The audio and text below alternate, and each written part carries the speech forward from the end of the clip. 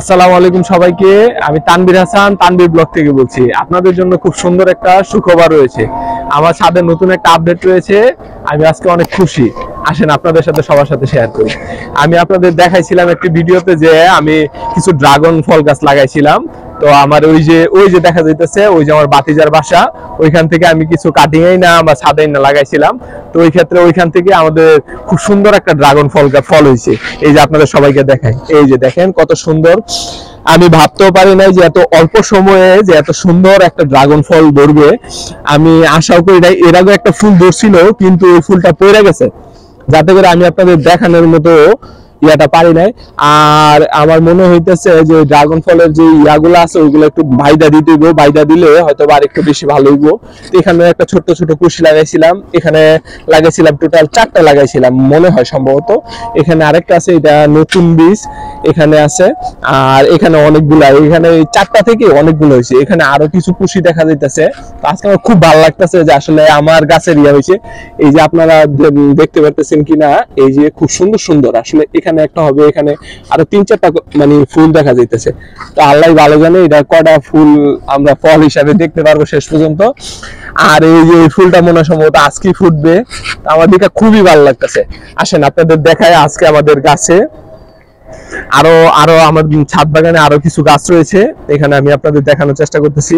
এই যে এখানে এখানে প্রথমত রয়েছে যে মেহেদি গাছ। এটা আমি আমার বাসার সবাই চেষ্টা করি এখান থেকে কিছু পাতা বাইরা মাথায় দেওয়ার জন্য।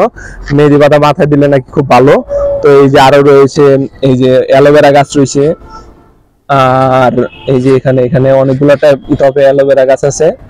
এই যে এখানে অনেকগুলা, এই কিছু কিছু গাছ তুইলে আমার চেঞ্জ করতে হইব, কারণ এখানে অনেকগুলা ইয়া হয়েছে। এই গাছগুলো যদি আমি তুলে দিই তাহলে প্রতিটা গাছে অনেক বড় আকৃতি হবে। এখানে এখন অনেকগুলা থাকার কারণে এগুলা বড় হইতে পারতেছে না। তো এই যে সাথে রয়েছে তুলসী গাছ।